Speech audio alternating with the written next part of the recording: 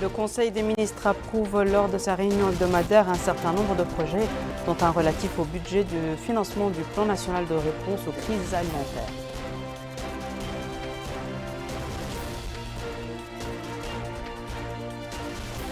Lancement de la campagne de sensibilisation sur l'ensemble du territoire national en prévision de la semaine nationale de vaccination contre la Covid-19.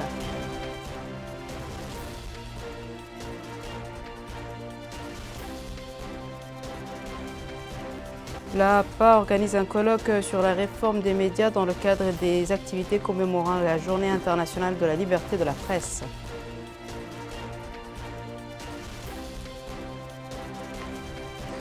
Bonsoir mesdames, mesdemoiselles et messieurs et merci de vous joindre à nous. Le Conseil des ministres s'est réuni aujourd'hui sous la présidence de M. Mohamed El-Cheikh El-Ghazouani, président de la République. Le communiqué final sanctionnant les travaux de ce Conseil avec Melika Naqli. Le Conseil des ministres s'est réuni ce mercredi 11 mai 2022 sous la présidence de M. Mohamed El-Cheikh El-Ghazouani, président de la République. Le Conseil a examiné et adopté les projets de décret suivants. Projet de décret portant application de la loi 2021-024 du 29 décembre 2021 portant Code des marchés publics, abrogeant et remplaçant la loi numéro 2010-044 du 22 juillet 2010. Le présent projet de décret d'application a pour objet d'abroger et de remplacer le décret numéro 2017-126, abrogeant et remplaçant les dispositions des décrets d'application de la loi 2010-044 portant Code des marchés publics et le décret numéro 2020-122, modifiant et complétant certaines dispositions du décret 2017-126. Projet de décret portant organisation et fonctionnement de l'autorité de régulation des marchés publics. Le présent projet de décret a pour objet de fixer les règles d'organisation et de fonctionnement de l'autorité de régulation des marchés publics en abrogeant et en remplaçant le décret 2017-126, abrogeant et remplaçant les dispositions des décrets d'application de la loi 2010-044 portant Code des marchés publics et le décret numéro 2020-122 modifiant et complétant certaines dispositions du décret 2017-126. Projet de décret portant organisation et fonctionnement de la Commission de contrôle des marchés publics. Le présent projet de décret a pour objet de fixer les règles d'organisation et de fonctionnement de la Commission nationale de contrôle des marchés publics en abrogeant et en remplaçant le décret numéro 2017-126, abrogeant et remplaçant les dispositions des décrets d'application de la loi 2010-044 portant Code des marchés publics et le décret numéro 2020-122 modifiant et complétant certaines dispositions du décret 2017-126. Il intervient notamment pour consacrer la nécessaire responsabilisation des différents acteurs du processus de passation des marchés publics. Projet de décret portant création d'un budget d'affectation spéciale pour le financement des plans nationaux de réponse aux crises alimentaires et nutritionnelles. L'objectif du fonds, objet du présent projet de décret, est de consolider les ressources mobilisées par l'État et ses partenaires pour le financement du plan national de réponse aux crises alimentaires et nutritionnelles, dans un cadre cohérent, concerté et validé pour le comité de programmation alimentaire, favorisant ainsi une plus grande efficacité des interventions des pouvoirs publics en la matière. Le ministre de la Justice, ministre des Affaires étrangères, de la Coopération et des Mauritaniens de l'extérieur, par intérim, a présenté une communication relative à la situation internationale. Le ministre de l'Intérieur et de la Décentralisation a présenté une communication relative à la situation intérieure. Le point de presse hebdomadaire, le ministre de l'Éducation nationale et de la réforme du système éducatif, porte-parole du gouvernement, M. Mohamed Ben Ulayi, a commenté le Conseil des ministres tenu un peu plus tôt ce matin.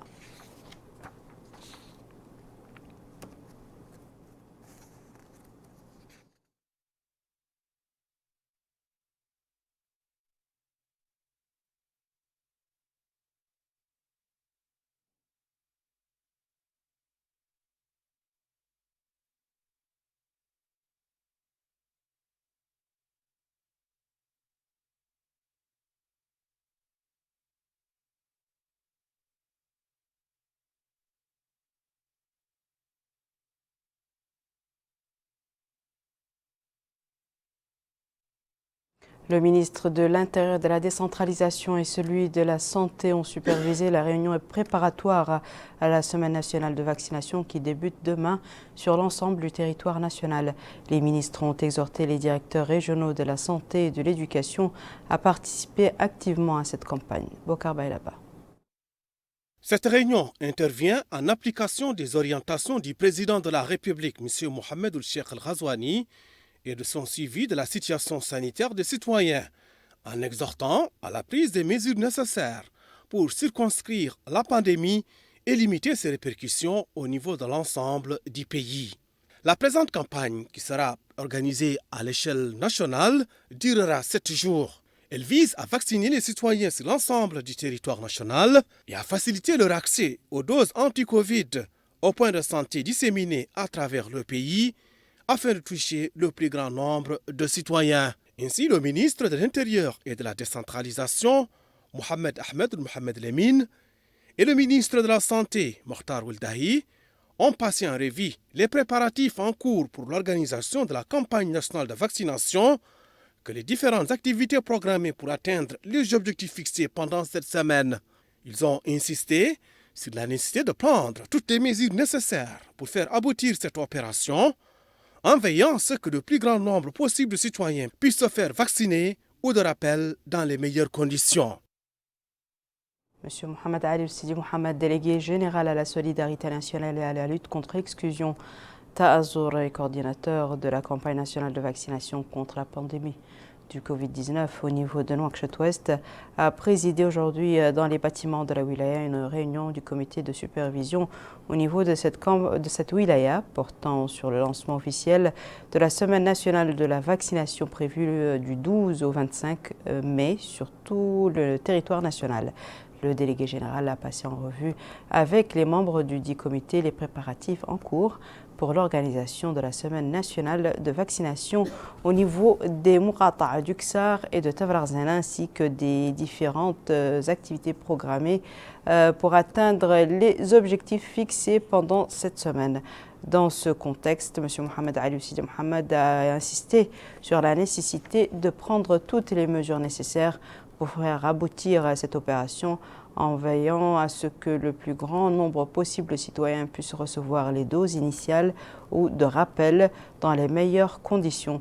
Il a souligné la nécessité de mener une large campagne de sensibilisation au niveau de la wilaya de Nouakchott-Ouest avec la participation de divers organes d'information et médias sociaux ainsi que des acteurs de la société civile. Le comité régional de la santé s'est réuni hier soir dans la wilaya de Nouakchott-Sud sous la direction du commissaire aux droits de l'homme, à l'action humanitaire et aux relations avec la société civile, M. Cheikh Ahmedoul Ahmed Salem Sidi, coordinateur de la campagne au niveau de la wilaya. La rencontre vise à préparer la campagne nationale de vaccination qui sera lancée demain sur l'ensemble du territoire national. Il a été souligné lors de la réunion la nécessité de contribuer au succès de cette campagne pour éliminer le virus corona en mobilisant et en sensibilisant les citoyens à la nécessité de se faire vacciner. La haute autorité de la presse et de l'audiovisuel a organisé aujourd'hui à Nouakchott un colloque sur la réforme des médias. Ce colloque entre dans le cadre de la célébration de la Journée mondiale de la liberté de la presse. Plus de détails avec toujours Bokar Baylaba. Dans le domaine médiatique, la régulation et l'autorégulation sont deux approches qui ont leurs partisans et leurs adversaires, quoique les avis des uns et autres convergent de plus en plus vers une voie médiane qui les verrait coexister. Les finalités sont les mêmes, à savoir promouvoir une presse où liberté et pluralisme riment avec responsabilité. Le thème objet de notre débat, les acquis et les enjeux de la régulation et de l'autorégulation sont des concepts de grande importance pour le journalisme et surtout pour une gouvernance démocratique. À la HAPA, nous avons organisé plusieurs activités dans ce sens, notamment sur les plans de la formation, de la concertation et de la régulation. Il convient de saisir que les instances de régulation ont pour enjeu le renforcement de la liberté d'expression, le droit des publics à une information fiable et crédible. Dès lors, la régulation contribue à la promotion de la diversité culturelle et linguistique au niveau des médias. L'autorégulation appelle principalement la responsabilité des journalistes en établissant des mécanismes tels que les chartes, les observatoires pour le respect de l'éthique et de l'anthologie. Les journalistes mettent également en place les tribunaux de pairs et deviennent leurs propres gendarmes pour corriger ou pour sanctionner les dérives et les manquements de leurs collègues. Aujourd'hui, on parle largement de la problématique de la co-régulation où coexistent l'autorégulation et la régulation. Ainsi, les autorités de régulation constituent une réponse originale des pouvoirs publics aux besoins de régulation et de protection des libertés individuelles et publiques des secteurs concernés. L'exigence qu'une liberté, pour qu'elle soit, eh bien qu'elle puisse suivre des normes et des règles. Pas seulement la règle qui la définit, mais la règle qui l'encadre. C'est l'enjeu principal. C'est l'encadrement de cette liberté pour que cette liberté puisse exister en tant que telle. Parce que si elle n'est pas encadrée, elle signifie en réalité qu'elle ne vit ou elle ne vivra qu'à travers les humeurs des uns et des autres. D'abord l'humeur de celui qui s'y livre. Moi j'écrirai ce que je veux. Et étant donné que le journalisme ici, dans ce sens-là, signifiera simplement écrire sur un journal et avoir un titre écrit, le balancer dans l'opinion. J'écrirai donc ce que je veux par le jeu littéral de l'écriture, mais surtout, et c'est dans le contenu, je dirai ce que je veux. Autrement dit, je n'aurai pas de limite dans ce que je peux dire, et je peux donc compromettre la vie sociale elle-même. Autrement dit, je peux être absolument à l'inverse de la raison pour laquelle le journalisme existe, en tant que métier destiné à élever le niveau d'une société, à informer les sociétés de ce qui arrive ou de ce qui peut arriver, et de rendre chaque citoyen en mesure de comprendre l'environnement dans lequel il vit. Plusieurs intervenants se sont relayés pour souligner l'enjeu du numérique, qui constitue l'un des facteurs puissants de la transformation actuelle des médias. Le numérique permet une rupture dans les modes de traitement de l'information. Ils ont aussi indiqué que la numérisation modifie fondamentalement la production, la distribution et la consommation des médias et de leur contenu.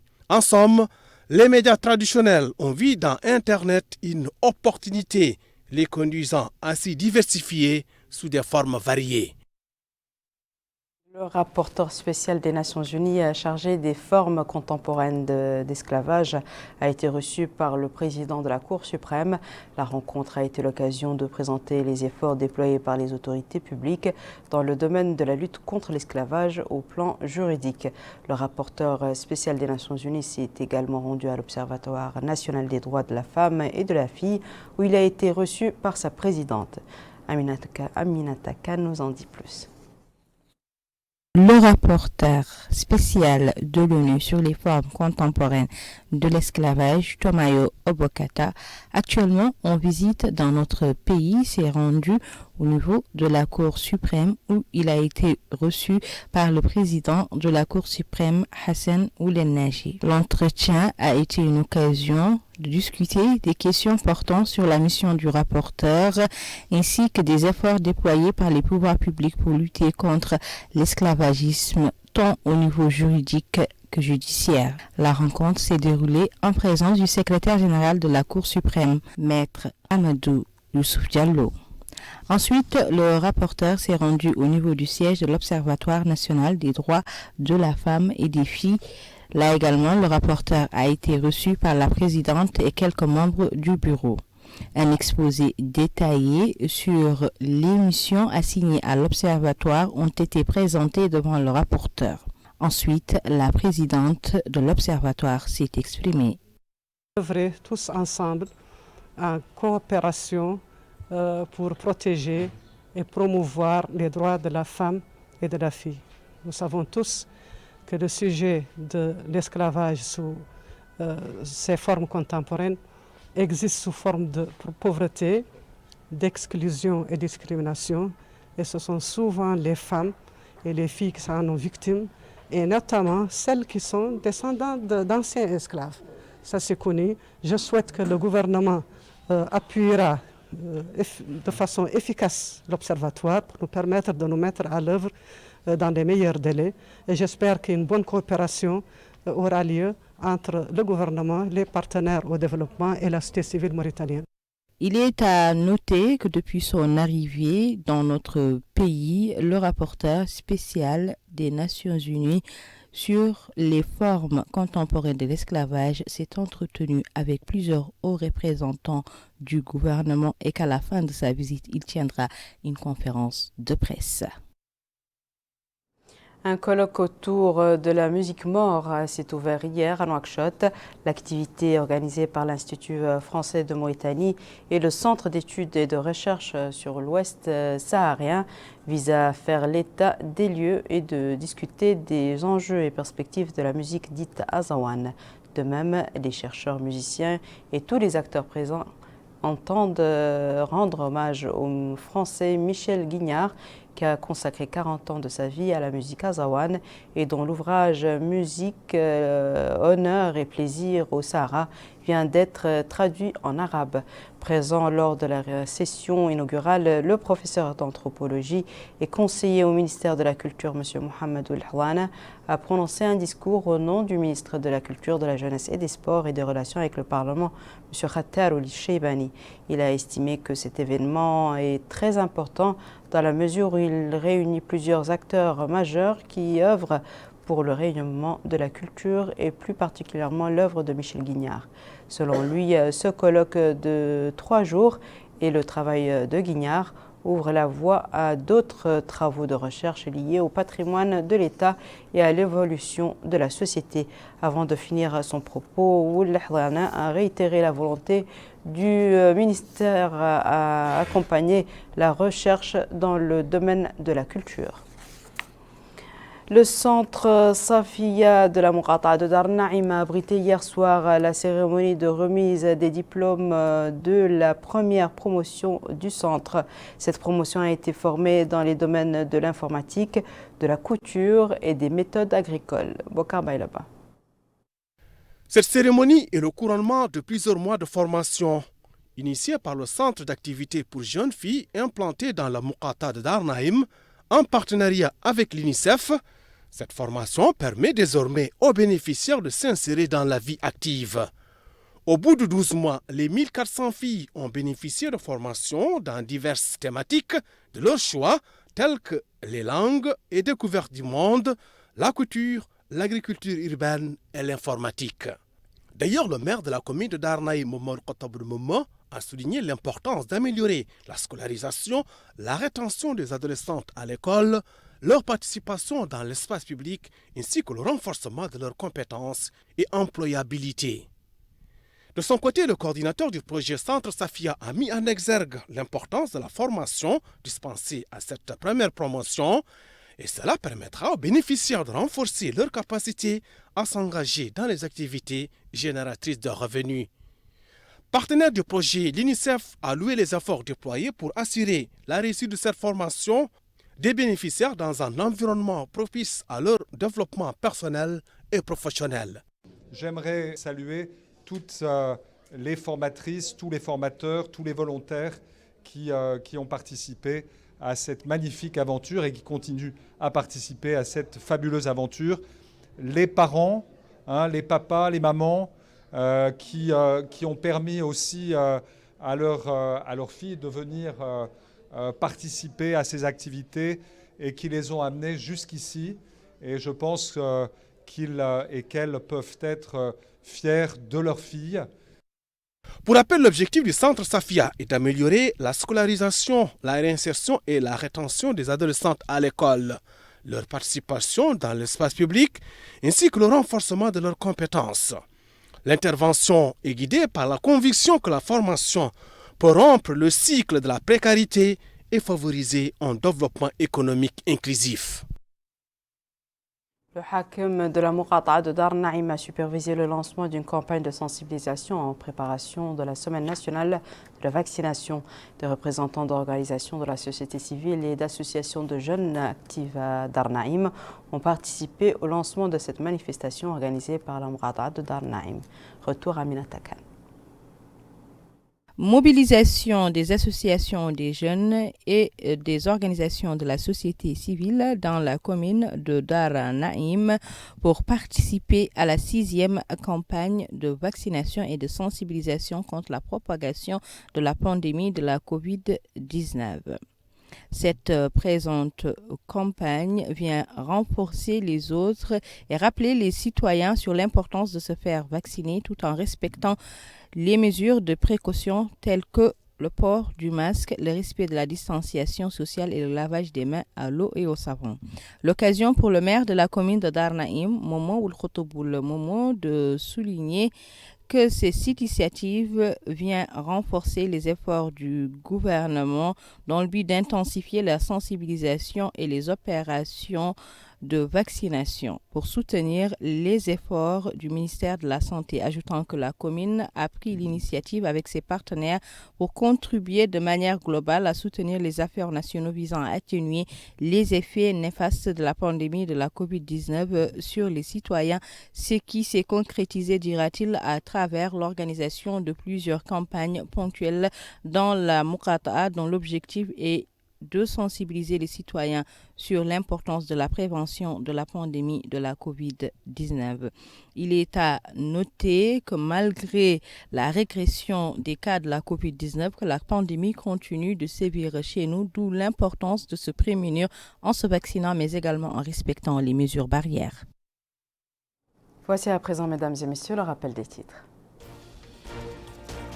Le Conseil des ministres approuve lors de sa réunion hebdomadaire un certain nombre de projets, dont un relatif au budget de financement du plan national de réponse aux crises alimentaires.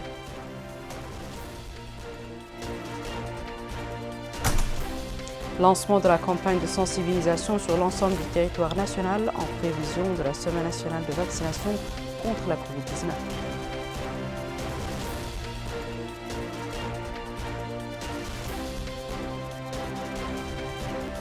L'APA organise un colloque sur la réforme des médias dans le cadre des activités commémorant la Journée internationale de la liberté de la presse.